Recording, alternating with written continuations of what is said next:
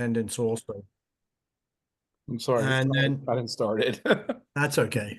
It And started then now. on October 12th, we've been talking about doing an in-person meeting, and we have an in-person meeting going on October 12th, Saturday in Gettysburg at 10 a.m. at the library there on 140 Baltimore Street. Uh, uh, his first name's escaping me. What's the author's first name, Scott? Lawrence. Lawrence Noor Yep. wrote a book, and I think, Scott, you got the book there. Gettysburg Eddie, the story of Eddie Plank. He's going to do a presentation on the life and career of Eddie Plank. Eddie, needless to say, is a native son of Gettysburg. And we booked the library for a couple hours, and we figure about 12 o'clock we'll stop. Everybody will break for lunch and go wherever you wish to go. Some of us are anticipating going over to Gettysburg Eddie's. And then sometime we'll get together with Mr. Noor and find out what he thinks is a good time, and we'll all gather together. And he's willing to lead a tour of Eddie Plank historical sites, including his boyhood farm, his home, and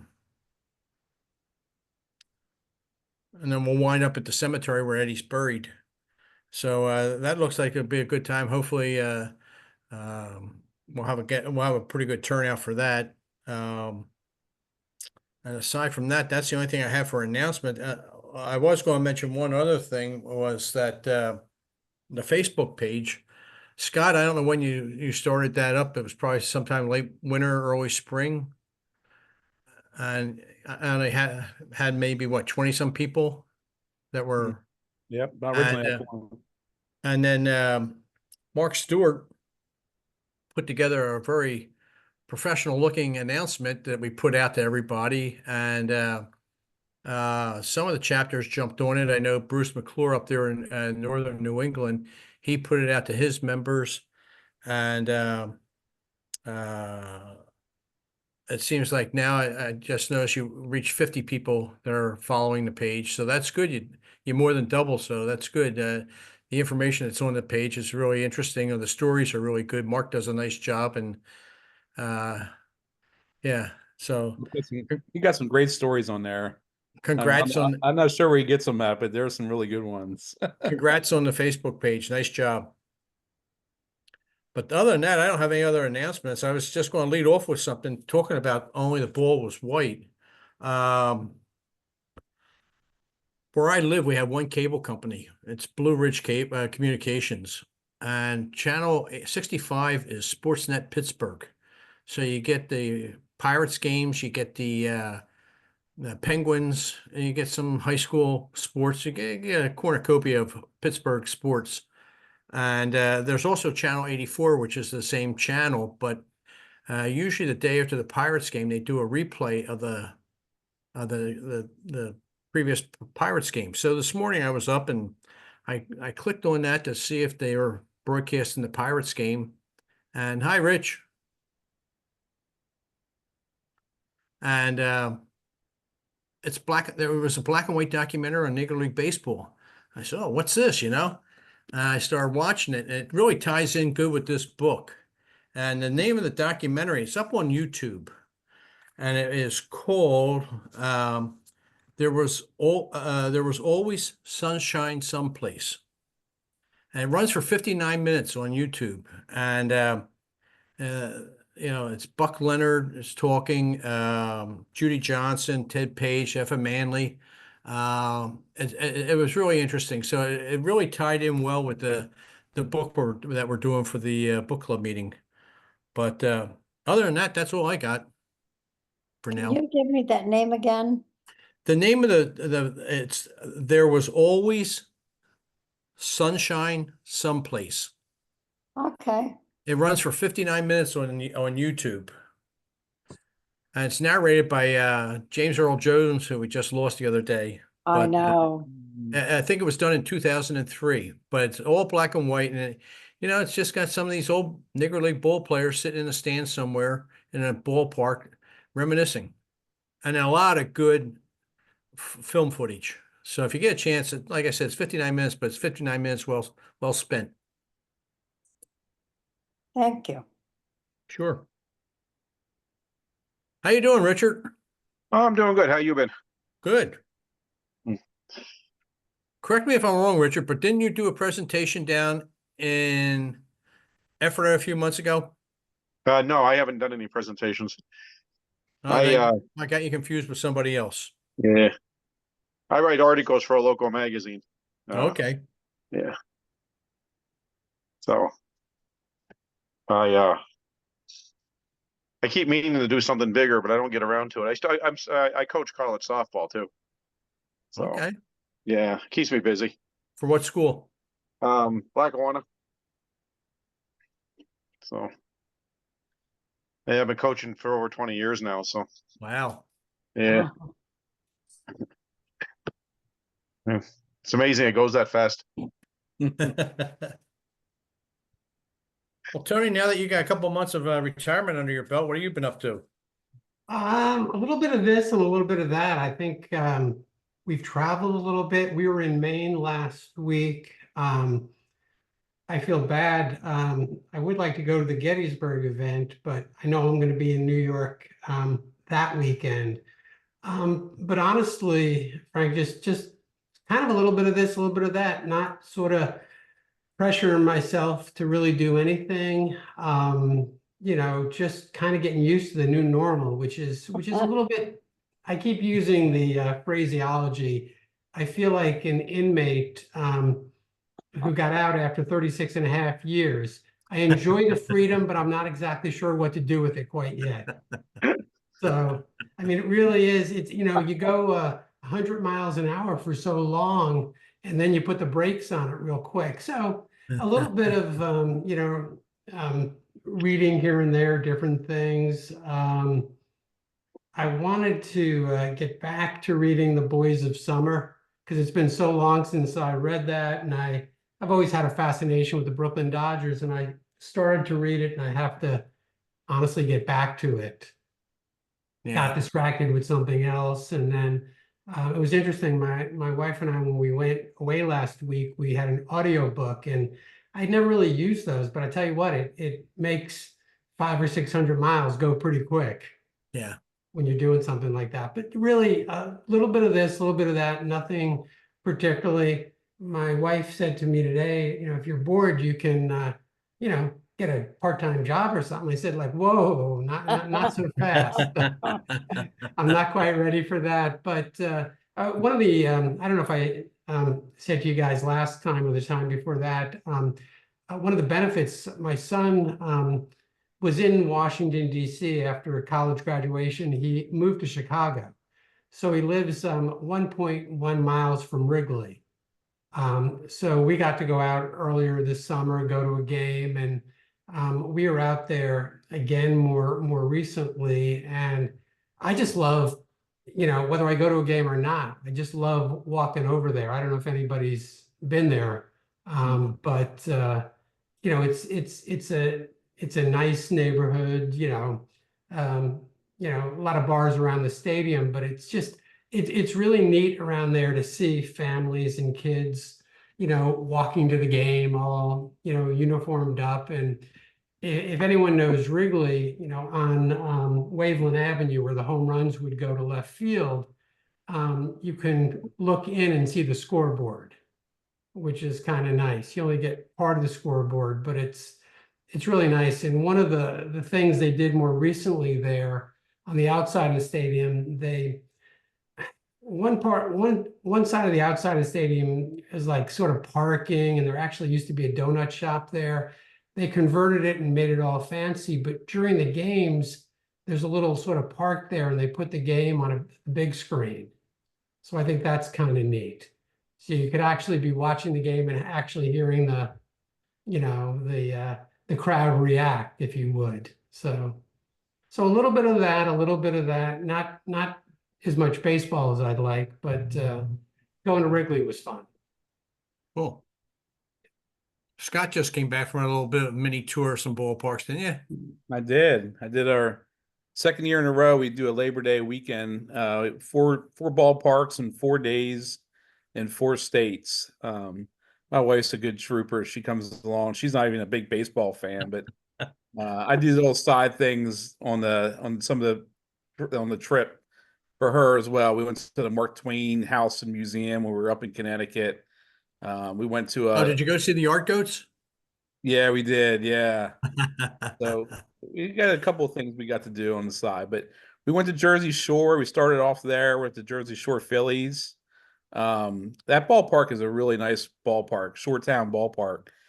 They actually have in the outfield, they have fire pits with like Adirondack chairs around them. Hmm. And it was a really cool night. So it was actually a nice night to sit around this fire and watch baseball. And then there was a hill there for the kids that they could, do kids things on hills.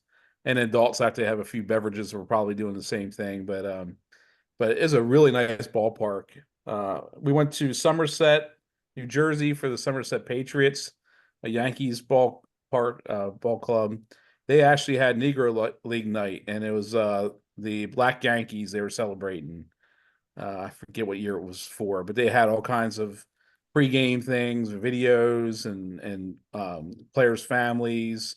It was really neat. Then we went to the Hartford Yard Goats up in Connecticut, Duncan Ballpark. It's a brand new ballpark. It was just built a couple years ago, and beautiful, beautiful ballpark.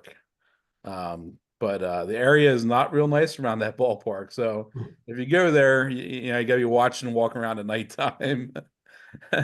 Then we Okay. came back and we hit the Scranton, Wilkes-Barre Yankees, which was pretty neat too, because there was a lot of major league guys playing on both teams. Did see Anthony Rizzo was having a rehab assignment. Got to see him. He was having a great time signing autographs with all the kids, just having a good time. It's hard for somebody who's been playing that long, and you're down doing a rehab assignment. Some of these guys don't like. Some of them aren't even doing rehab assignments anymore. I don't know.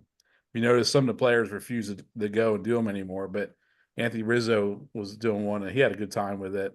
Who else was this? The Yankees had a bunch of guys. Saw Dominguez before he got called up. He was playing for Scranton. But there's a lot of prospects and a lot of baseball. 37 innings, one game, one extra innings, went 10 innings. So it was 37 innings. And I think after about 20, my wife was about done. So I coaxed her into the rest of the week. But we drove 750 miles round trip and, little loop. Last year we did the Carolinas. So I think next year we'll probably go west, do something west. I did a Midwest tour about 25 years ago. It was great. Saw a Monday Night Football game at Indianapolis, and went to the Old County Stadium the last year it was open. Then we did Wrigley and Chicago and the White Sox, and then we came home and hit Cleveland on the way back. Nice. Yeah, it was nice, and my wife loves baseball, so it's great. She and my kids also know if anytime when they were younger, they knew if we were going somewhere, it's going to involve a baseball game somewhere. So I don't know how many minor league stadiums they've been to in their life. So, if you had a chance, Cincinnati's a good park too. Is it?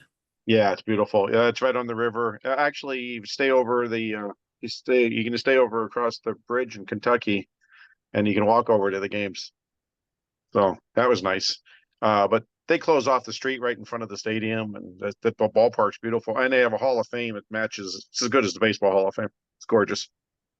It's it's honor their history for being the first professional team, and it is absolutely astounding how nice they made it.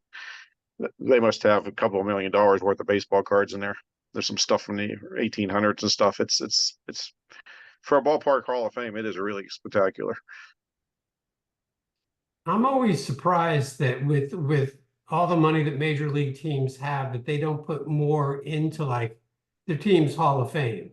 Because, I know you go to certain stadiums, I think like Philadelphia, for example, they have their wall out there in left field and stuff, but I think, a lot of these teams are 100 and whatever years old. There's a lot of history there. I know like in Yankee Stadium, they have have a whole thing inside that's pretty good. I'm trying to think. I don't think there's anything in Wrigley, as far as I know. Fenway has a like sort of like a Hall of Fame thing inside, but I just think it's I'm surprised the teams really don't do more of that.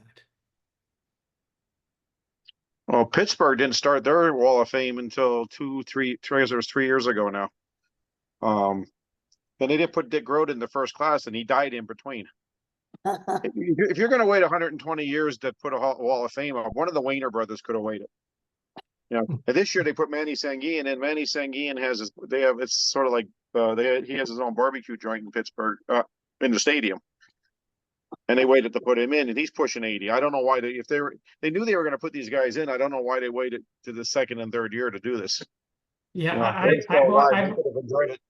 I bought his barbecue a few years ago and met him and stuff like that, and he did not seem like he was in great shape at that point. Yeah, I was surprised when they announced it this year. He was still alive, thank God they put him in. But I don't know why Dick Groat had to wait. I mean, Dick Groat was a staple out there, and like I said, they put all the dead players in. One of those guys, I'm sure some of them didn't even have a family they could find. They were digging out like third, fifth cousins or whatever. So I mean, they could have waited the year and put Dick Groat in when he was still breathing.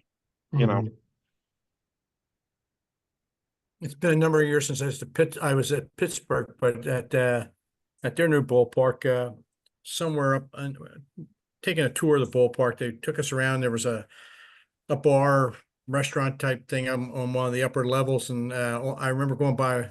They had wall cases with gloves from the old ball players in it. I don't remember a museum per se, but it was neat to see some of the old memorabilia that they had. But yeah, I agree. I'm surprised a lot of ballparks, I guess they throw a Wall of Fame up and they think that'll satisfy everybody, but I'd rather see some artifacts myself. And you know what? It's like everything else. I'm sure they could get somebody to sponsor it. Yeah, probably DraftKings. Yeah. Sponsor everything else. I think we had that conversation two meetings ago, right? I think we did. And didn't somebody get jammed up right after that, I think, or was it right around that time? Somebody was saying like this is like the tip of the iceberg, and I still get nauseated, when the announcers start talking about, well, the odds at this point in the eighth inning are, That's crazy. And it's funny because my wife is, she's a pretty decent baseball fan, and she's disgusted by now the patches on the advertising patches on the uniforms. Yeah, I was watching a game the other night. I forget who it was, but the patch was quite sizable. Geez, I can't think of who it was. It was a blue patch. Now I think the Pirates one's relatively small, but some of them are, it's so noticeable that it is annoying. I mean, right. It's bad enough they got the swoosh on the front, pushing the Nike product, but I mean, yeah, I don't know. I guess we're just purists in a modern world, but I just, again, I'm sure the amount of money they're getting is significant, but it's I'll tell you what, I'll take the stuff on the uniform, just get the gambling out of the sport. Yeah, I'd trade that any day. Yes. I'd love to know what DraftKings pays and what some of these places are paying. I can't even imagine it. But Well, look at it really bothers me with the legitimate, announcers, the play-by-play guy, and all of a sudden okay, I've got to switch to the gambling mode here, and then and of course they'll have the commercials. If you have a gambling problem, call whatever. It's like, come on. Well, what was the thing that the umpires for a number of years had? What was it, FTX or whatever it was, the Bitcoin thing on their uniforms? And well, we know where he wound up at. Yeah, I don't know. So with the season winding down, any surprises to anybody? You think there's going to be any changes in the division leaders? Other than the way Baltimore and New York keep flip-flopping around? Last time I looked, I think, aren't the National League teams, the Phillies and the Dodgers are up by I think it's like about 4 games or so. So Yeah, I was telling Scott this morning in the paper, the Phillies magic number's down to 9. They're tracking it in the paper already. I remember 64 though. You know. Yeah, we talked about that earlier. That's bad. I just bought my World Series tickets. Did you Uh, really? Yeah, they offered them. Oh, well, what's set for every series, but the World Series, I bought a set for each one of them. But yeah, so Do you I'm have a hoping. partial season ticket or something? Yeah, I have partial season tickets. Yeah, Yeah. No, I think yeah, don't tell the players. Again, you're probably more the expert on the Phillies than I am, but they've been pretty darn inconsistent for multiple months. It seems like, you know, the start was amazing for what, maybe the first 80 games or so, and then since then, I remember like they've gotten better lately, but their record after the All-Star game for a while was pretty pitiful. I think they said last night they're 18-8 in their last 26 games, so I think they turned that around. Yeah, Yeah. I mean they got that out of their system right after the All-Star game. They have been playing fairly well, but yeah, thank God they had that big lead. I mean, it's just been a cushion for them all year. well, you think about the Braves and all the injuries they've suffered. If Acuna and some of those guys, Strider, were still there, I think it would be a much different race. Well, I don't know what's going on tonight, but this morning I think the Mets were in second place ahead of the Braves. Mets are playing good baseball. Yeah, they're a sleeper. Well, Yeah. and they're coming into Philly this weekend, right? So Yep. so yeah, I got one for the group. Are the White ahead. Sox the worst team in baseball history? History? Oh, I don't know. Well, statistically, they might be, right? Uh, Yeah, they could replace, what was it, the 62 Mets? Yeah. Let me. I got Actually, that would be for losses, but by percentage, I think the Spiders are still the worst. Yeah. Phew. I mean, you have to go back a ways. I don't know about everybody else how they feel, but you ever notice how Major League Baseball gets trashed? The White Sox are like the story every time. And then you mentioned to somebody by percentage, there were 2 teams in the NBA that played a lot worse than the White Sox are playing this year, and it's like nobody says a word. And they actually had 5 teams. There's 5 teams in the NBA last year that played at White Sox level or worse. No kidding. And there's and if nobody, like I said, and everybody's out there, and then you see something pop up on the internet or something. Well, baseball needs a salary floor. Baseball needs a salary cap. Baseball is the most competitive sport. The other 29 teams are basically between 40 and 60% winning percentages. If you're getting that, you've got a good. Your league's doing pretty good. Yeah. And it just seems like they just want to trash. It's like, I know the White Sox are bad. It looks bad because of all the games they play, but when you have 2 NBA teams, they should never be that bad. You don't need as many players in the NBA. You should be able to put something together. But you never know. In a couple of years, maybe the White Sox will turn it around. I mean, how many years ago was it that Baltimore was really, really in the pits? Didn't they lose 100 games a couple of years ago? Yeah, I think 2 or 3 of them. The 2 or 3 years they lost it. They were I bad don't for a think- while. I don't It think got the me White curious. Sox. I don't think the White Sox are going to draft like the Orioles are, though. I mean, No. The Hey, you never know. 62 Mets, 36 and 117 for a 235 winning percentage. Okay, so Where's Chicago at right now for winning give me, percentage? give me a second, and I hopefully will find it. White Sox are 33 and 114 with a 224. Okay, they got it. So, and so they played 147. They've got 15 more games or something like that. Yeah, they're in some trouble. I just saw they're 2-8 in their last 10. So, yeah, I saw them earlier in the year against the Phillies. And again, anything can happen in one game, but they did make a lot of. They look like a minor league team next to a major league team. They were making a lot. They appeared to make a lot of mental errors in the game that I saw. But I saw they said something last, like, where did I'm not sure where I saw it, but they haven't won a game that they were losing after the 7th inning. they've had no comebacks from the 7th, the 8th, or the 9th. Wow. And they got to be trying to avoid, whatever. But I'm almost. I'm getting deep into this. I want to look at their schedule for the rest of the season. Let's see. I might have to call DraftKings. Well, Frank, the Yankees just got a home run, Gleyber Torres, so they won nothing. Okay. Oh, they're playing the Athletics. They can't be that good. Then they No, they're play. about the Athletics are about a 45% win team, I think, this year. Yeah, they're playing better in the second half. Yeah. Yeah, are they next year is Sacramento, right? Sacramento Yes. official today, right? They officially announced it today. Oh, did they Oh, do really? it? Yeah. Yeah, they're playing the Athletics at home, and then they're going on the road against the Angels. And then they're going against, they're in San Diego playing the Padres, and the Padres are going to have a lot to play for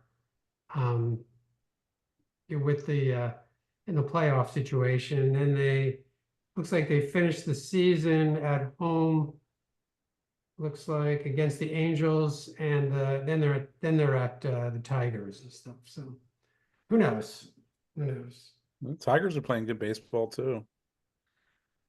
They might actually catch the Twins. That's the one race I'm watching on the wild card side in AL.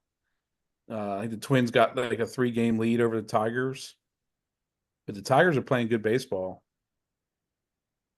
I'd love to see Detroit make the playoffs. Mm-hmm. The other night, the other day I was talking to my son, and he's a big Phillies fan, but yeah, he lived in Pittsburgh, so he always follows the Pirates, and he likes McCutcheon. He just likes the team overall. But we were talking about there was a game a couple of weeks ago with Pittsburgh. I forget who they were playing, but Pittsburgh was getting smoked, and they brought the first baseman Talese in to pitch. And he's kind of like a John Crook, Greg Lazinski type body player, And to watch him, he pitched the final 2/3 of the inning, of the 9th inning to finish the game, and it was like watching somebody pitch in a over 50 league, for adults, and it was fun to watch, but at the same time, the same thing happened with the Phillies a couple nights ago when they were smoking. I forget who they were beating, and the other team brought a player in to pitch for them against the Phillies. So my son and I were talking, kind of like the tie score of the 10th inning. You put a man on second base. If you're getting smoked in the 9th inning, do you implement some sort of mercy rule, sort of like with the Like kids? Little League, Yeah, exactly. I mean, 10-run rule, whatever. They can there's refund always me a my. chance. They can refund me my ticket price for the innings I missed. You're probably complaining that the games are too fast now, right? So yeah. you want the ticket should be cheaper because the games are quicker. But, My daughter was in school in Pittsburgh, and I went to a lot of games in the last couple of years. And you're sitting you get settled in your seat. It's a gorgeous stadium. You want to be there, and all of a sudden the game's over. It's like you'd really like to sit there and enjoy the stadium. And if you don't get your food before the game, it's hard to even get out and see the game anymore because you can't get through the concession stand fast enough. You miss 3 innings. Wow. I guess that's why people like the minor league games, right? So it's a lot easier and cheaper. One of the minor league games, they do between inning stunts. They have these on the field activities, and the one ran over, and the batter for the home team couldn't get up to the plate in time, so he automatically got a strike. And They held it against them? They held it against him because the home team, and they didn't get off the field. They were doing some kind of race or something. The kid just strike one. He was sitting there shaking his head like, "This is great." I may have said this to you guys that I went to a Reading Phillies game a number of years ago, but there were so many things between innings. It was exhausting. It was like I just wanted to get back to baseball. You know what I mean? It was like they felt like people's attention span couldn't last more than 3 outs. I do love the crazy hot dog vendor though at the Reading Phillies game. He's my favorite. Especially when he hurls the hot dogs in the stands. I'm amazed they don't come unwrapped. You don't have ostrich or whatever it is. And Yeah. Best hot dogs in baseball. I got one for you. Looking at the MVP race. There's a lot of discussion around Aaron Judge versus Bobby Witt Jr. I wonder what everybody thinks about that because you look at the WAR numbers, and I know everybody has their opinions on WAR. They're pretty close.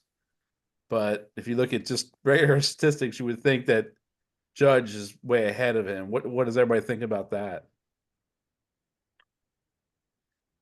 Well, Witt's got it's got the batting average. Whereas Judge has got the home runs and the RBIs. But I mean, I don't know. Who, you know, I think Judge has New York, and that's yeah, that gives him a little extra weight, probably. and yeah, I mean, I have to admit I have not been following it as closely as I should, but I thought it was almost I know Judge has slowed down, but if he ends up hitting whatever close to 60 home runs again, I can't imagine that he's not going to get it. I did see an interesting thing that said if you took all the home runs that Witt hit and all the ones that Judge hit, and you put them in the same ballpark, it would be 38 versus 38. Wow. So I think Judge is getting some benefit at Yankee Stadium. Oh, sure. Where that's coming from, and Witt's getting hurt a little bit in Kansas City. Well, do you think Ohtani has it in the National League? Yeah, that's another one. So a DH winning the MVP. I mean, he's going to have 50-50, right? 50 homers, 50 stolen bases. That's unheard of. And now he's throwing on the side. They're saying he may make a bullpen appearance in the playoffs. Really? I thought they were like leaning towards trying to convince him not to pitch again. There's video of him throwing pretty hard the other day. Yeah, I heard he was throwing. And that was a question I was going to pose. If you're the Dodgers, do you want him to go back to pitching?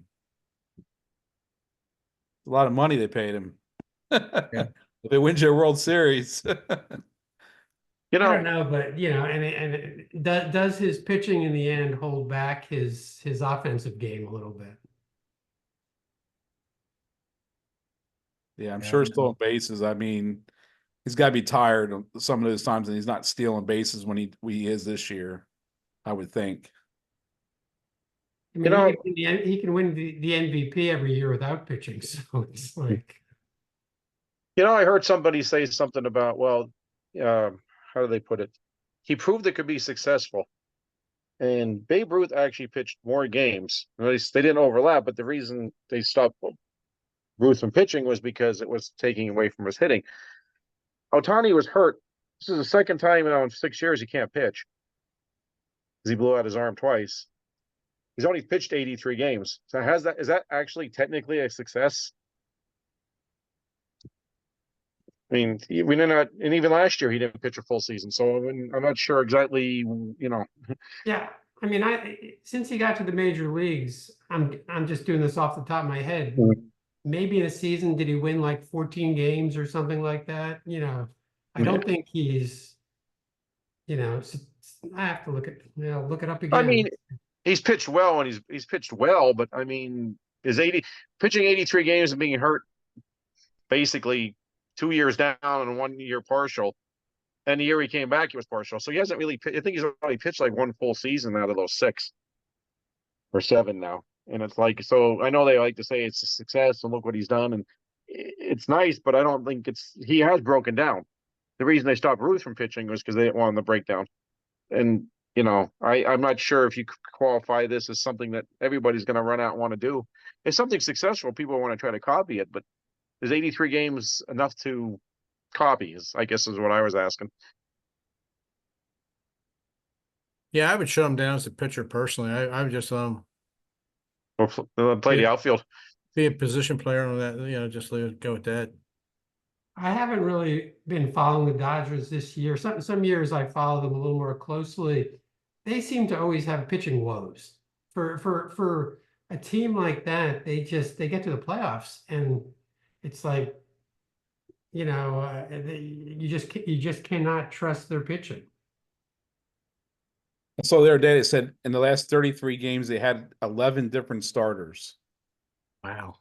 That is a lot of different starters. That's a And That's and Kershaw has always been one of my favorite players. I just don't think you can trust him anymore. I mean, you just don't know what you're going to get anymore. He can't. His velocity has gone way down. I've got the Ohtani pitching stats. 2018, 4-2. 2020, 0-1. 21, 9-2. 22, 15-9. 23, 10-5. So Wow. I don't know. I'd make him a serious outfielder. You know what I mean? And Well, is he you know, even you're saying playing the about outfield, or is he just DHing at this point? he's just DHing right he now. hasn't played the field at all this year, which I just Mhm. can't understand. He's athletic enough.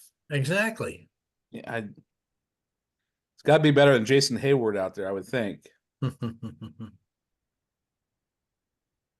Well, I always liked it when they said years ago, what would you do? What would happen if Tampa got money? And that's what goes on in the Dodgers because, like you said, it, you know, Ranger Soros goes out for 2 or 3 weeks, and what are the Phillies going to do? How are the Phillies going to have because they have a hole and their number 7 hitter doesn't hit, and if they say the same about the Yankees and everybody else, the Dodgers, like you said, every year don't have any pitching, win 100 games. You know, so they plug in the shortstop in Miami, win 100 games. It doesn't seem to really matter what they do out there. It's just they just keep on winning, and it doesn't. They don't. I mean, they have 3 big superstars, but they don't have a superstar. They're not loaded from 1 to 9 like everybody would assume. Well, Yeah, I it don't just think they're seems the like team that everybody thought they were going to be this year. You know, when they get to the playoffs, it just seems like they've got no pitching at that point. You know what I mean? It's just That's where you really need it. You need 2 Yeah. good starters, at least 2 good starters. Third helps as well. Is Glasnow going to be back in time? I'm sure. not I don't sure. know. Yamamoto pitched the other day. He looked pretty good. So he's back. How about the guy for the Cubs from Japan? He's been excellent. really solid. He surprised everybody, I think. I don't think anybody saw that coming. Nobody expected that at all. You know. Well, I talking think about pitching, they have what do you a like? Go ahead, Scott. well, they have a Japanese pitcher, I think is supposed to be coming maybe next year. 23-year-old or 24 years old, Sasaki, or who throws upper 90s. And I guess he pitched in the World Baseball Classic that everybody's going to be bidding after: Yankees, Mets, Dodgers. So the Japanese pitchers keep coming. Oh yeah. Talking about pitchers, who do you like for Cy Young in each league?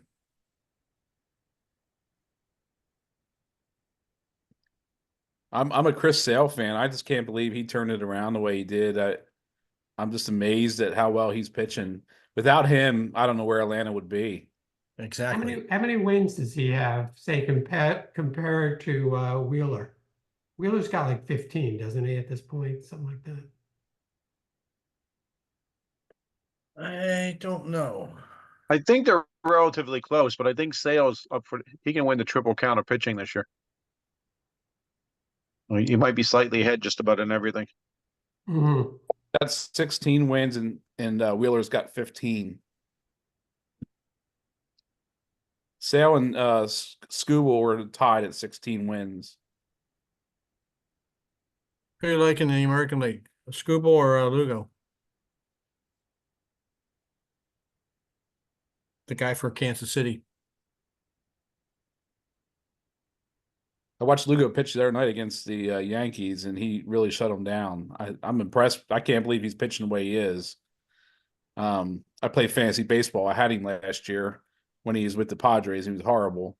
So for him to turn it around, I'm surprised. But you know, Skubal's probably going to get it, I would guess. I think so too. And they were almost going to trade him.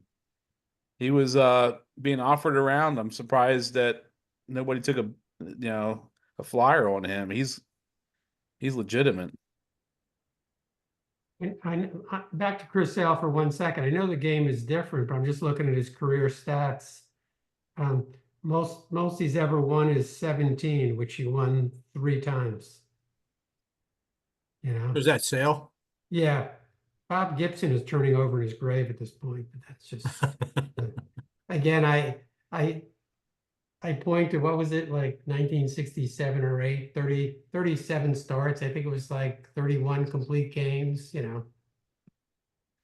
I mean, I know the game is different, but I mean, I'm always fascinated when I watch Wheeler pitch because I mean, he throws hard, but after 6 innings, it's basically over. You know what I mean? It's like he doesn't go beyond 6 very often. So And Sale's got a 2.38 ERA, which leads the league. I didn't realize he was 16-3, I think it is. So He's one of those guys who's just been injured over his whole career. He just weird injuries.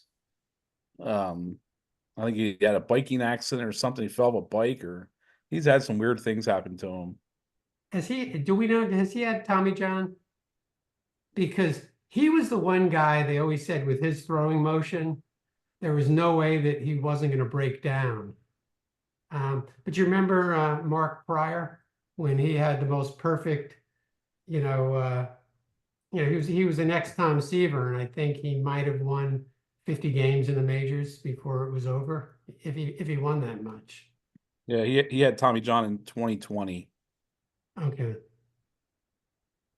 Well, it was a good time to have it, right? I guess. It was.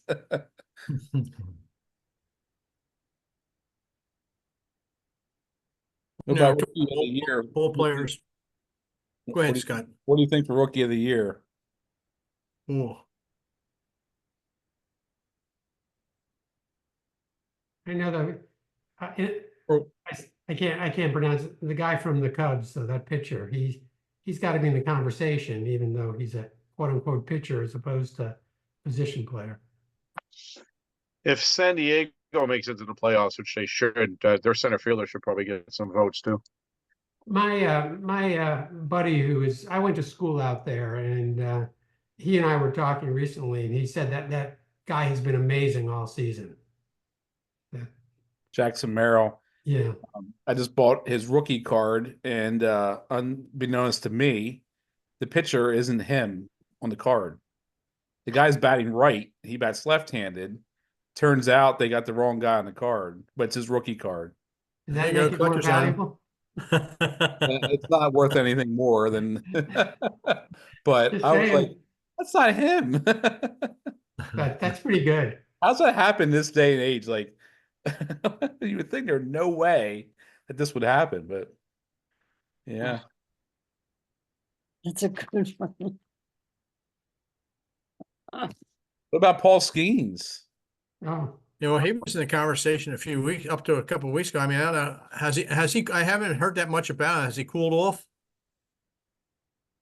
I think I heard he just set the rookie strikeout record for the team, but I think he had like 7 or 8 strikeouts the other day. I think he's still cooking pretty good. He Oh, seems to be looking at the doing stats. okay. 10-2 with a 2.10 ERA. Not shabby. Nope. I'm looking at the odds because we're talking about DraftKings to win the rookie. You were talking about it. I was not. I was angry about it. There's Jackson Merrill, Paul Skeens, and Jackson Chorio, the top 3 for the NL. And the AL's Colton Cowser, Austin Wells, and Wiley Abreu for the Red Sox.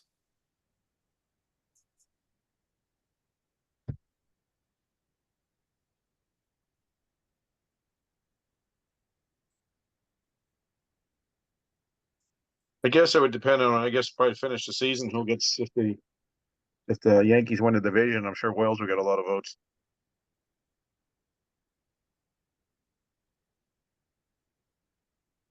I'm just because I have to do it. I looked up Imanaga's 13-3 with a 3.03 ERA. But I guess there's age discrimination with him since he's older, right? I don't even know if he touches 90, does he? I mean, he's probably in the 80s for most of his pitches. No, he knows, that's why they called him the professor, I guess, over there. He knows he I knows don't what know he's if you, doing. I don't know if you guys know it. Joe Madden has a podcast every week with Tom Fiducci, and they were talking about pitching, and they were talking about him and other left-handers, and they said if you get just under, how are they explaining it? So the velocity for everybody else and the angles are the same. So if you get somebody like him, if you only see him once in a while, he's going to do you some damage because you're not used to seeing him. So he can eat up a lineup pretty fast before they know what hit him. Which I thought was a pretty interesting take about why every team doesn't try to get at least one guy or it's a little different looking. A knuckleballer or a lefty, something that's a little. I think that's why Ranger pitches so well with the Phillies because I think it's just or even Sanchez. They throw so Yeah. many changeups and they're throwing from a different angle. Yeah, they changed speeds. I mean, that Sanchez surprises me. I never thought Sanchez would turn into what he did. Yeah, but don't they say now that with like Greg Maddux, he wouldn't be drafted at this point because he would have been too small and didn't throw hard enough. And I mean, obviously there's more to pitching than everybody throwing 98 or more. Did anybody see that video they did about that documentary they did about him? They had a documentary about Maddox. It was on MLB Network, and they had they interviewed Bonds for it, and they gave him an iPad, and they had Maddox. They weren't in the same room, and they were what Maddox was describing, what Bonds were describing. They were mirroring each other. It was fascinating to listen. Hmm. It's like two chess players going at each other. Because they weren't like even in the they weren't even like no, they didn't talk to each other, but the things they were talking about, they said look, it sounded like just they were so in sync with each other, like how this he thinks he's going to get me here, and then you hear Maddox go, no, that's why I didn't throw. He goes, why didn't throw that pitch here? Because I thought he thought this, and it was fascinating listening to those two. Did anyone ever see the video where they're punking Chris Bryant? And basically Maddox in disguise, is going to pitch some batting practice to him. And, obviously all of a sudden he can't hit, you know what I mean? Because Maddox is just moving the ball all over the place. It's good.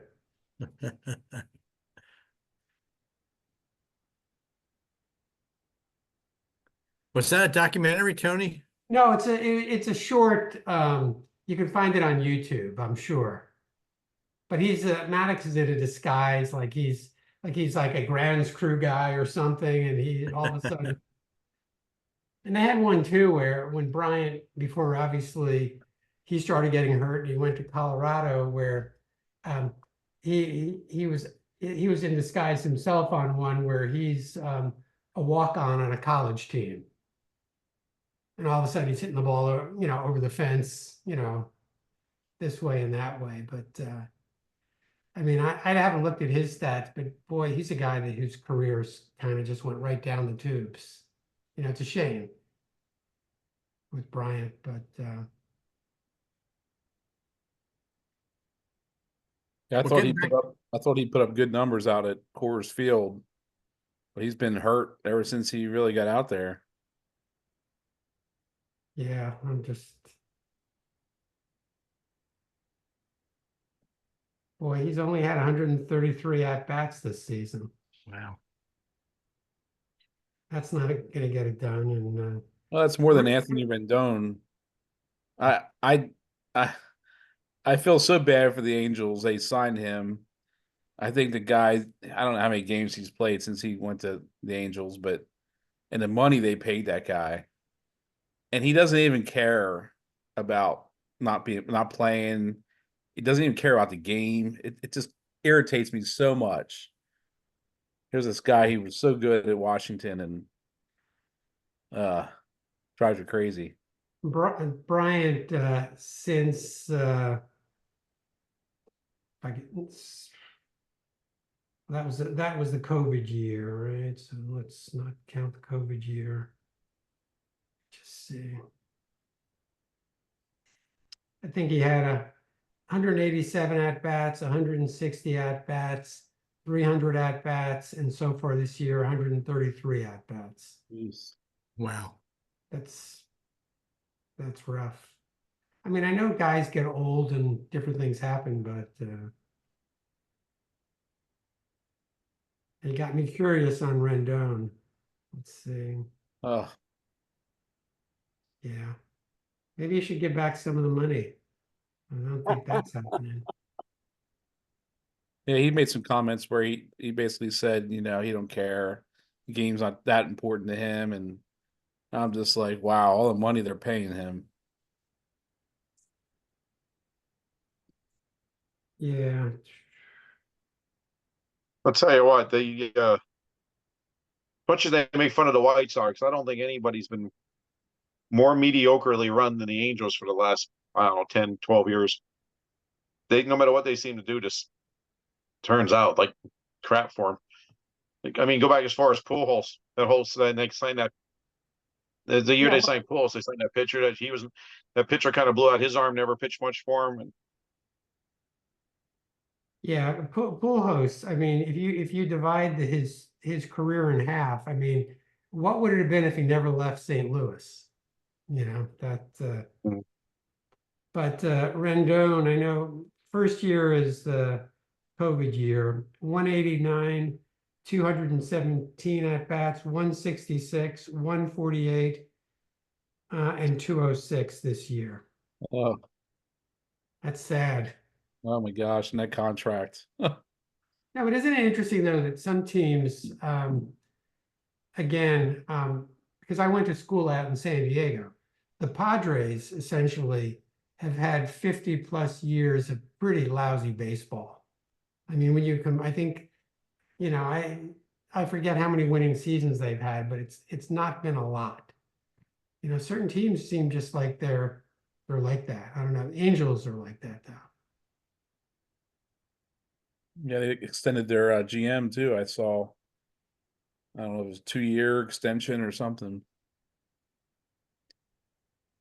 I think that's what the White Sox irritate me. They just don't have the resources. I think they kept coming out saying they don't have, you know, minor league instructors. There's all these things they're lacking in an organization, and that drives me insane. You know, you own a ball club, and you don't give the resources to the players and to making it better. I don't know.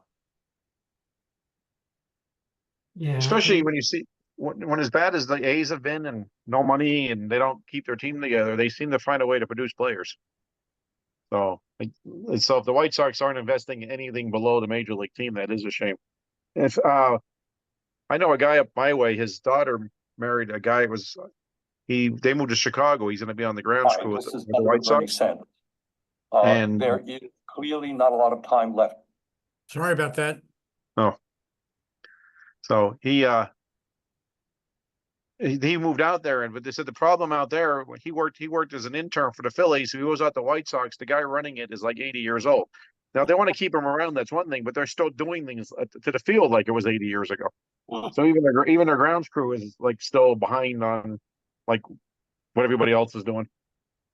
This is just for argument here, the Angels have not had a winning season since 2015. As soon as they changed their name to the Los Angeles Angels and dropped Anaheim, they have not had a winning season. Maybe it's a coincidence.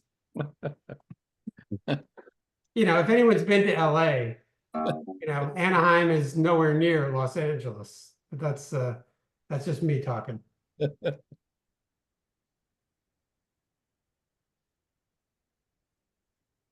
And that Trout story, I mean, Mike Trout, I mean, there was a guy had so much promise. I mean, he just turned out to be fragile. I'm amazed that he hasn't asked to go somewhere else. You know, just, you know, Out let of him frustration, sure. let him start fresh. I always thought he looked great. And I mean, I know a lot of people talked about the Phillies because he's from Jersey. I would have liked to seen him at Fenway and what he could do there. But Yeah. If he didn't play another game, is he a Hall of Famer? yep. Yeah, Yep. that's Yep. Yep. I mean, now you got me curious He was again. actually having a pretty good year this year before he got hurt. So I was having a good year till I retired too, but nobody's giving me credit for the last couple of months. So it's just his career WAR is 86.2. So, I don't know if there's a threshold WAR number or I think the 55-60 range, I think, is what they. mhm, Um, yeah. Again, it's sad. He hasn't had 500 at bats since 2016. Wow. Again, when they dropped the Anaheim name, I'm telling you, it's a curse. No, seriously, I mean, it's sad with him though, you know. I just think out of mercy, they should just, I think unfortunately, they probably still sell way too, a lot of jerseys and I mean, he's still obviously a draw when he plays. What's his career numbers, Tony? His major career numbers. I mean, we were talking about, is he Give me Hall one of Fame second. material? Out of respect for this group, I got off my little phone here, so let me go back. Actually, before he got hurt, I know he was hitting some home runs, but his average was only 220. Ooh. Well, that's about the average today. Yeah, you're getting me. The print is getting smaller here, so give me a second here.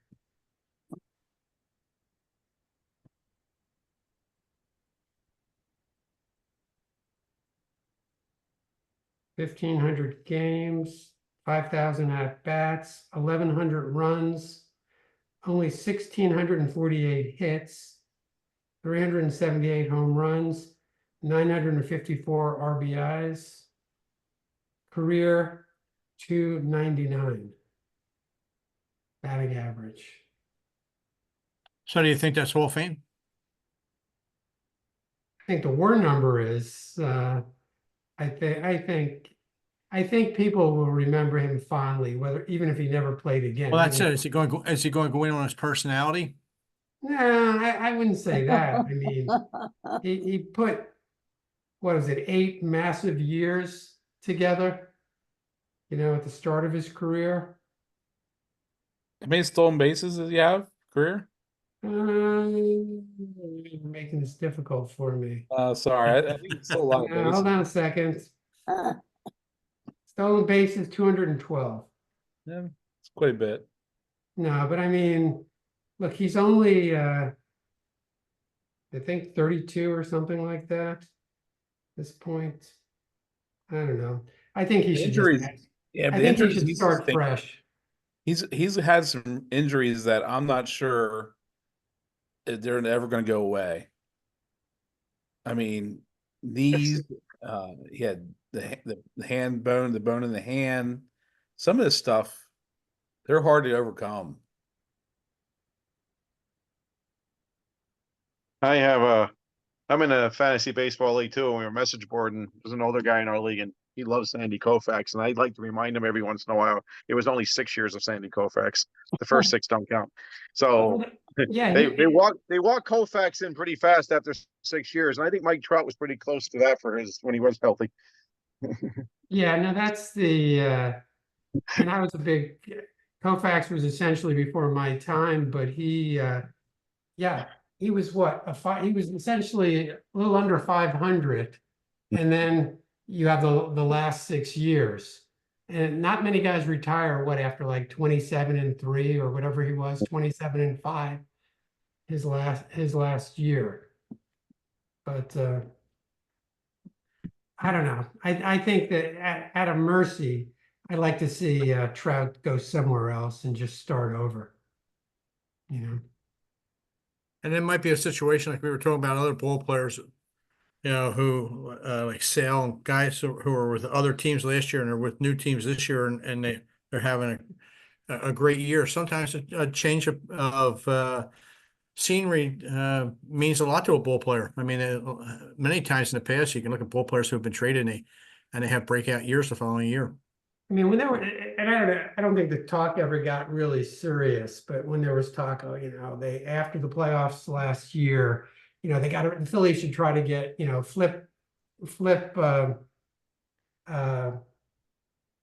right fielder for the Phillies, who I'm, Castellanos. Nick, who's, Yeah. who's unbelievably inconsistent and fell asleep during the playoffs last year. But I mean, there was talk, I mean, how would Trout, assuming he wasn't hurt, I mean, Trout with, in that ballpark, not having to be the only guy on a team, he might really flourish. But I think, what is he gonna do? Ride it out for another 3 or 4 years and, with the Angels, and that's not gonna look pretty, you know what I mean? It's just.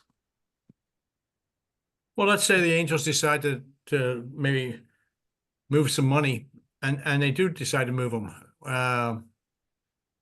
Would a team take him with his contract? I'm sure the Angels would have to eat some of the money, but with his health history, do you think there's a chance of anybody taking him for being the player he used to be? What was his contract? I mean, because I don't know how that compares. Is he still up near the highest? I mean, I've lost track with guys making, 40-something million or whatever it is. It's like, I don't know where Trout falls on that. I think the length was pretty long. I think it was like 13 years or something. It was 12 like years. something, yeah. So it's going to be like, I don't think the annual average percentage is 40 million, but it's going to be a lot of years of nothing. Yeah, Are started the in Phillies 1980. gonna renegotiate with Harper? Harper seems to be unhappy that he's not, So I Trout's guess his contract contract goes. looks on the Trout's low con- side there. Trout's contract goes to 2030, and it's 37 million a year. Every year up until the end. Oh. I don't think I'm taking that. I don't think there's many teams that would. No. No. Would you take half of it? Think about it.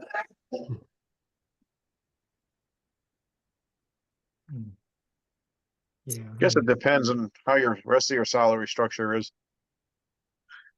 I mean, it's a tough call if you do it over this coming winter and not seeing how he recovers from this injury. That'd be tough. I mean, you're taking it on blind faith that he's going to be okay. But if the Angels eat enough of the money, yeah, maybe I take a chance on him. Yeah, that's a lot of money to eat, though, I guess. It is. That's an awful lot. Especially because the truth is, they would lose at the, I don't know how they're drawing, or how they were drawing, say, before he got hurt, but he's got to bring in a lot of seats. And not just the seats, but obviously all the jerseys and all the, the other stuff. But he just seems like he's stuck in team hell. You know what I mean? It's like, it's just They're not never be gonna, competitive it's anytime never soon. gonna work out for him. That's a Yeah. good one. Well, he kind of, I don't know, when he signed this last contract, I mean, was he kind of like showing his allegiance to the team, whereas Ohtani left? Mm. And maybe he should have left prior to that last contract. It's hard to know what motivates somebody. You know what I mean? Yeah. But and I forget if he's got Scott Boras or whatever. But it's like, again, Chris Bryant. I don't know. It's like I hate to see guys leave one place where they're successful and they end up going somewhere. It just, I mean, they traded him to the Giants and then he signs in Colorado, and I mean, he took the money. The money was good, but for what? I mean, the team is not particularly good generally. No, he doesn't have Boris as a contract. I don't know who his agent is, but it's not Boris, because when he signed the contract, the head of the union said one of the dumbest things. He was concerned that he was taking less money than he deserved. And my problem with the players union is that they don't take care of the players they're supposed to be taking care of. You look like an idiot if you come out and scream because somebody got $38 million. It's the guy Right. at the end of the bench that's up and down from the minors all the time. They're the ones that should be getting a little bit more money. And like they changed that rule a few years ago about how many times you can get pulled up, how many times and how much days you have to wait between getting pulled up and stuff. Those guys are making, I think it's $4,000 or $5,000 every day they're in the majors at the minimum wage. If you want to sit me on 90, if you want to sit me on the turnpike between Allentown and Philadelphia for $4,000 a day, I'll drive back and forth every day. I mean, that's what it seems to me the union. But I remember when Trout signed it, he went off and said something. You just look like an idiot when you start talking like that. I don't know, when you see a whole team's roster, and you see like how the money's divided sometimes, I mean, it's gotta make for an interesting locker room, you know what I mean? Where you got a couple of guys making a fortune and other people, I mean, it's still in real dollars and cents, it's a lot of money, but in baseball world, it's not. But I don't know. I think Scott Boras may have lost a few clients after Snell and Montgomery this off season. At least How the heck did that happen with Montgomery? I mean, that guy was looking at, what was it? Everybody was talking like 5 years, 110 million, and hasn't he done pretty much nothing? nothing. Yeah. I mean, he lost a lot of money. Yeah, and Snell didn't pitch well at all until recent. I mean, he struggled right out of the gates and took him a while. Just doesn't, you just can't hold these guys out like that. Again, now you got me looking. Last time I'll look at this thing, but Blake Snell's another guy who, what, 2 Cy Young awards, and I can't figure out because he doesn't win a heck of a lot of games. He never Hasn't had. pitched past the seventh inning. His no hitter was the first time he got past the seventh inning. Okay.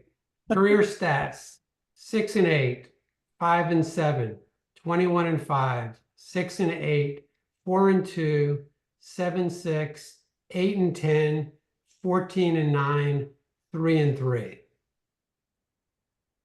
I don't get it. I mean, I honestly don't get it.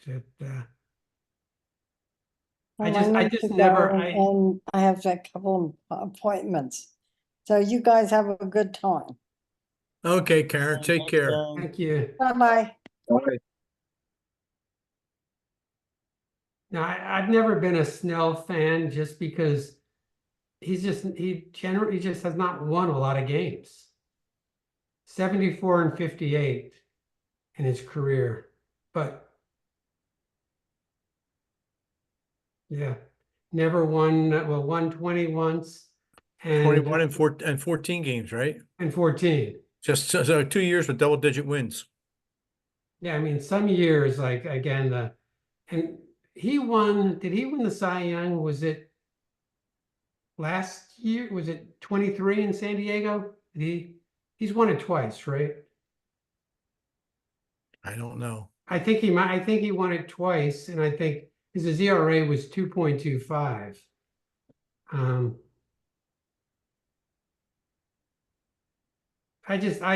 I remember a number of years ago, I was taking my kid on college trips, and we went to the Durham Bulls game. We were visiting colleges and stuff, and he was pitching. He had been sent down, or maybe he was on an injury thing or something, and he was there. And I mean, I don't know. I just give me wins and losses, and he just hasn't won a whole lot. Yeah, I think it goes back to he doesn't go eat innings up. I couldn't believe it was the first time he went over 7 innings when he threw that no hitter.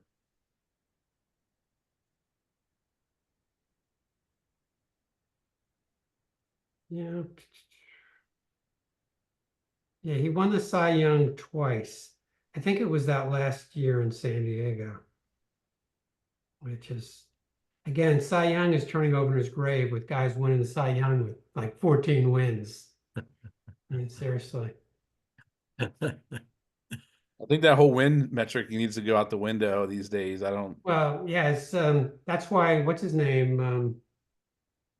CC Sabathia, right? They talk about him as Hall of Fame. he didn't get to 300, but he got relatively, I think decently close, you know what I mean? And they say nobody's ever going to win 300 again. So, yeah, Snell won the 2023 NL Cy Young. You know, I don't know if you ever heard this stat. Do you know of there's 24 300 game winners? Half of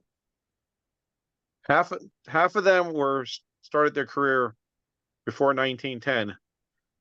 The other 10 started their career between 1960 and 1990. Wow. There's never been, it's like we had pitching errors. And I think since we were coming out of that, I think sometimes that error, because remember they held it against Blyleven for only having 287 wins or 88, whatever it was. And he was like the number one, he was like number 1 or 2 in strikeouts and he retired. Yeah, I think if I'm not mistaken though, didn't he have kind of like a lot of losses and stuff like that? Yeah. Like he was, I mean, he played on some not so good teams, but he Right. was kind of like whatever it was, 200 and whatever wins and 200 and something losses, I think. Well, didn't Cott have some similar numbers for his career? He had him and 290 John- wins, I think. Yeah. John Cotton and Blyleven are all about the same. And they all started their career. They all started their career in that same time period too. Because everybody says about not having another 300 game winner. Well, this isn't even the longest. This isn't even the longest Major League Baseball hasn't gone since somebody's won 300 wins. Because there was a huge gap between. I forget. I think it was Walter Johnson might have been the last one, and I think Early Wynn was the next one. Well, That was almost like there was almost like well, 35 or 40 years in between them. I mean, didn't Koufax have like, what is it, 140 or 50 wins, something like that, I think. Blyleven was 287 and 250 with a 3.31 ERA. I mean, he was a lot of like 14 and 10s, that kind of thing, 15 and 10s, 10 and 9, 16 and 15, 17 and 17. Wow. 20 and 17, 17 and 17. That's when we didn't have relief pitchers. 15 and 10, 13 and 16, 4 and 5, 9 and 11, 14 and 12, et cetera, et cetera, et cetera. So he pitched a long time because he came up as a 19-year-old and pitched till he was 39. Again, guys didn't have Tommy John either back then. So. No, Koufax probably would have kept pitching. He probably needed it. There's a guy from my hometown. He pitched for the Phillies in the mid-50s. His son told me that he pretty much ruined his elbow. He kept pitching in the minors, but his elbow was never after he had his cup of coffee with the Phillies in the mid-50s. His elbow was never the same. He said if he would have had Tommy John, he probably would have, been able to keep his career going. Who was it? Blyleven's WAR was Brzezinski. 95 something. Koufax 165 and 87 Mhm. with a 48.9 WAR. So interesting. But I think there are certain guys my personal bug, and I may have discussed this previously, Ozzie Smith. Okay. I was in school in San Diego when Ozzie Smith first came up, and Ozzie Smith couldn't hit his way out of a paper bag. And how much he was helped defensively because he played on AstroTurf in St. Louis, I don't know, but I mean, he got a little better as his career went on, but he never set the world on fire with the stick, so how much, how great, but and he's a guy who gets in the Hall of Fame in the first ballot. And other guys don't get in at all. That's the thing where I wonder about why these guys are watching. What are they watching sometimes? He hit 211 one year. Okay, you guys. Early in his career, he hit 211. Then he was like 220.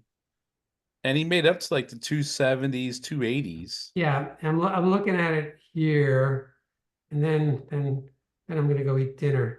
with my wife. 'Cause she's mad at me. Batting average 258, 211, 230, 222, 248, 243, 257, 276, 280, 303, 270, 273, 254, 285, 295, 288, 262, 199, 282. Career 262 hitter. I don't think he's a first ballot Hall of Famer. If Joe DiMaggio had to wait for 3 or 4 years to get in the Hall of Fame, how's Ozzie getting in on his first time? Yeah. These are the same people keeping it. These are the same people who are keeping Andrew Jones out because he didn't hit enough homers. Andrew Mhm. Jones hit more homers. He hit more homers than 99.4% of the players in baseball history. So he's a lot closer to Willie Mays than he is to, whoever you want to come up with. What about Fred McGriff, say, for all those Yeah. years, It's like, I got nothing, I have no hate, but Ozzie Smith should not have walked into the Hall of Fame that easily. I just don't see it. Again, I realize I personality. was this opinionated. Not first ballot. No, I just, certain guys, I think we look back on it, we were talking whatever, because I think I might have been too hard on Cal Ripken and stuff. Because his numbers are in the end, pretty impressive. But a lot of years, he wasn't putting up the 300 seasons, you know what I mean? He was hitting 260, 250, whatever. But he was Cal Ripken. I mean, obviously it was a different era, but when Garrick was hitting 340. Hey, do we think Joey Votto is a first ballot Hall of Famer? No, I think Joey Votto is someone who's going to have, but I think in my opinion, with this watered down era of Hall of Famers, who knows? You know what I'm saying? Because the guy from the Twins, help me out. Mauer? Joe Mauer? Mauer. I mean, Mauer was great, and then Mauer, started getting injured and stuff like that. But it doesn't. I mean, I think certain guys have reputations, and on that, if they're acting that way, they should have put Mike Trout in the Hall of Fame 2 or 3 years ago, and then let him keep playing. But don't they do that with the managers? Like they don't make them wait the 5 years or something, or what they? There's something with the committee. There's a waiting period now with the committee. I don't remember exactly how it works. Yeah, but it seemed like those guys got in, pretty quick and stuff. I think, wasn't it like Torrey and Bobby Cox and I think it's when the committee comes up. yeah. So like if it's that they have they have like a special committee for that, and whenever that, so I think it's every 2 or 3 years. So if you retired 2 years ago, then you come up. If you might have to wait. If you retired a year that they actually did the voting, you might have to wait 3 or 4 years then. I'll throw 2 more names out, real quick. Dick Allen, and Steve Garvey. I'm convinced that Garvey is not in the Hall of Fame because, he impregnated multiple women who were not his wife, at the end or when he retired or whatever happened. But I mean, Garvey essentially was the face of baseball in the 70s. And, he was a good player for a long time. It just seems that they've forgotten that, in my opinion. It's the problem is, I'm sorry. Good. I say he's in politics now, right, Steve Garvey? Well, sort of. He's a sacrificial lamb out there. But no, I mean, Garvey was a hell of a player. He really was. He was a clutch player. Well, when you bring up Garvey, I like this. The problem with baseball is everybody goes, they're all over the place of what they think should be great or not great. I like when they say, "Oh, you remember when everybody used to play all the time?" You know why you don't remember that? Because nobody did. I looked it up one day. The top 40 people with consecutive game streak was Omar Moreno was 40th at 500 straight games. So there was nobody out there, but so out of 23,000, well, forget the pitchers, out of 11,500 hitters, 40 of them made it 500 games. But everybody goes, "Oh, I remember when everybody played every day." No, they didn't, because they weren't doing it. But they might get a little bit more rest than they got. They might get a little bit more rest now than they got then. But I'm not sure that's not a bad. It's not the worst thing in the world sometimes, because I think some of these guys probably ground themselves into the ground, especially the guys playing on AstroTurf back in the 70s.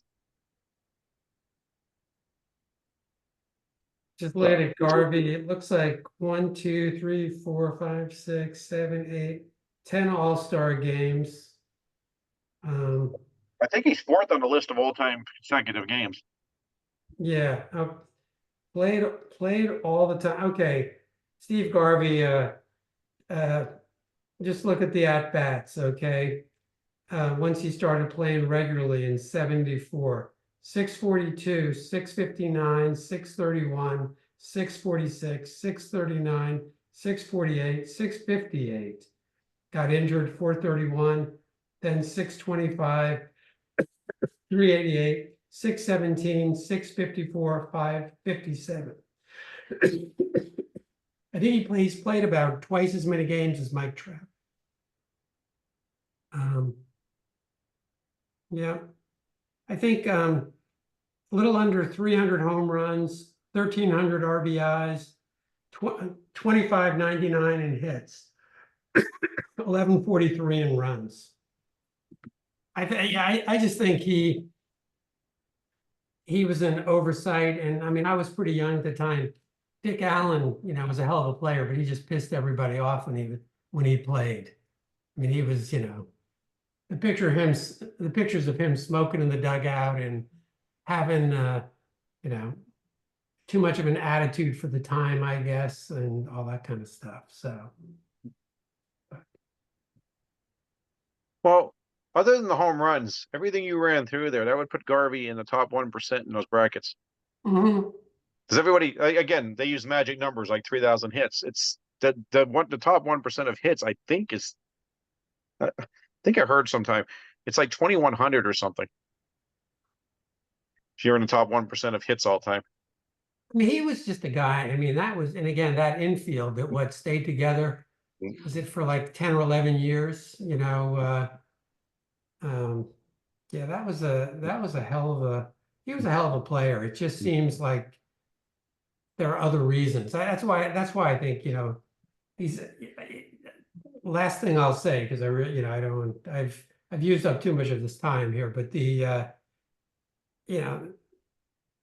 things that these guys vote for, and the fact that when it comes for Hall of Fame and the writers say, well, if I've got 10 blocks here, I'm going to fill out the 10 blocks. And they vote for guys that are not even close to Hall of Fame. I'm always amazed when that list comes out.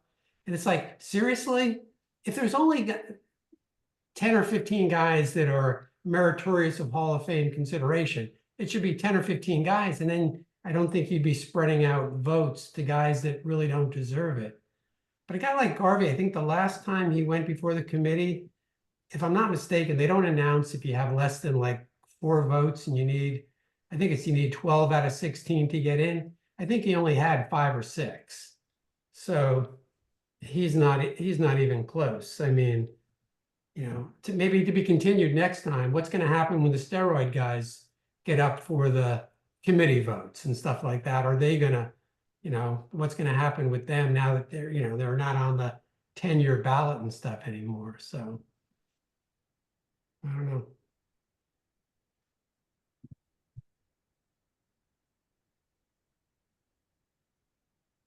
Well, I'm probably gonna have to jump off here. I gotta do some packing yet. I'm leaving tomorrow for vacation, so I've got to eat some dinner, but sorry I got so vocal here. I'm going to go rest for a while. I exhausted myself. Now, the Hall of Fame stuff drives me crazy. Because if it's immortality, people should take the voting a little more seriously than they do. And they shouldn't hold grudges against guys maybe who, and all that kind of stuff. So.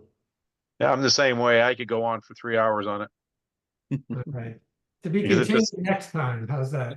Yeah. I mean, one of my favorites was like Bill Freehan. Just not real quick. I mean, he was the best catcher between Elston Howard and Johnny Bench, and because he wasn't Johnny Bench, he never even got sniffed. No. I mean, there's somebody, if you ever want to look into his career, when he retired, he owned most of the American League catching records. Mhm. So, you know, but so there's a lot of that stuff out there. And it is, like you said, if it's supposed to be immortality, somebody should be taking this a little bit more serious than they do. It just seems like with certain guys that they just miss them completely, or they're, for whatever reason, they don't get the consideration. Again, and that goes back to my, okay, you can consider me an Ozzie Smith hater, but now seriously, a guy like that should not walk in when a guy like Freehan or a guy like Garvey or a guy like Andrew Jones isn't getting there. That's what I don't understand. Well, they kind of held it against Tim Simmons too, because he wasn't Johnny Bench and Munson and Fisk. Mhm. But I mean, you look at catchers, I don't know how you'd make, if you were going to pick if you were going to make 30 or 40, pick a list of 30 or 40 best teams in the history of baseball, Ted Simmons is going to be one of your catchers. Mhm. You know, it's because it runs pretty shallow, but by the time you get down to about 20, you know, and that's not a lot of people. That's not a lot of teams to say I'm going to pick out of 150 years of baseball. And again, and to be continued next time, Thurman Munson, you Yeah. know, because of his death, is Thurman Munson a Hall of Famer? I don't know. So, Well, that could be a topic for December or January. That's right. all right, guys, I got to go too. So it's been a pleasure. See you Same guys. here. next Good time. talking to everybody. Yeah, good Take care. talking, guys. Everybody take Talk to care. you guys soon. Scott, safe travels. Have a good time. Thank you, buddy. Okay. We'll be in Be in Bye-bye. touch. touch. See ya. Good night. All right.